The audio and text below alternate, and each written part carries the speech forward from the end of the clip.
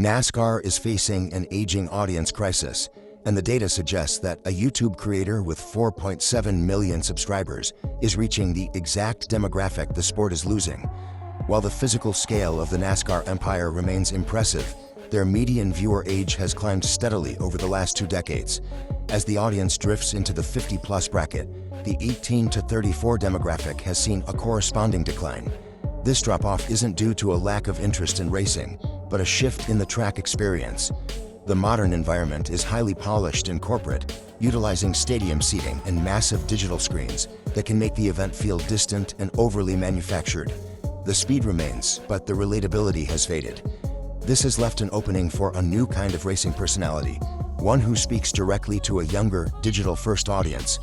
In Bradenton, Florida, Cleetus McFarland took over an abandoned racetrack and rebranded it the Freedom Factory. McFarland has built a following of 4.7 million subscribers.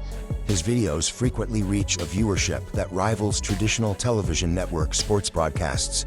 His approach avoids boardroom metrics in favor of raw entertainment, focusing on the mechanical reality and the personalities behind the wheel. While established leagues struggle to retain legacy viewers, McFarland has demonstrated how to build a modern racing audience through transparency and a camera. The modern professional driver is often a heavily managed public figure. They operate as a walking billboard, following strict PR protocols that can make them feel more like a brand representative than a driver. McFarland's world is built on nitrous-injected chaos. The mechanics and drivers are presented as fans who were handed the keys to the track, prioritizing the noise and the wreckage over a polished image. Traditional racing relies on regulated press events to communicate with the public, which can create a rigid atmosphere that feels disconnected from the energy of the track. The Freedom 500 takes the opposite path.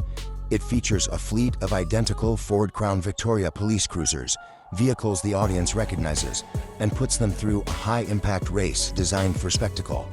For a younger demographic, this rowdy, unscripted environment offers a level of authenticity that the sanitized professional leagues struggle to replicate. McFarland uses a specific strategy to turn casual YouTube viewers into invested fans of the motorsport.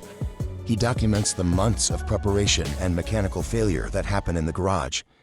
By showing the struggle of building the car, he makes the final race feel like the conclusion of a shared journey.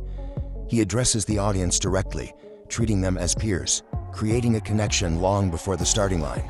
This results in incredibly high emotional stakes.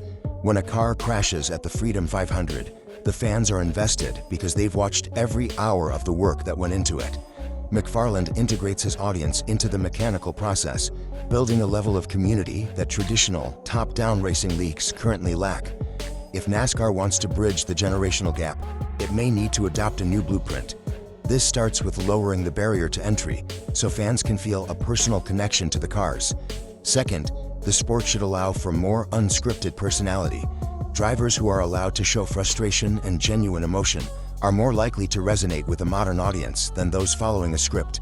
Finally, the focus must move towards daily digital storytelling. By showing the messy reality of the garage throughout the week, the league can keep fans engaged between race days. If established leagues ignore the shift toward this creator-driven model, they run the risk of becoming a relic of a previous generation. The future of the sport may not be found in corporate strategy, but in the loud engines and unstructured fun that reminded people why they loved racing in the first place.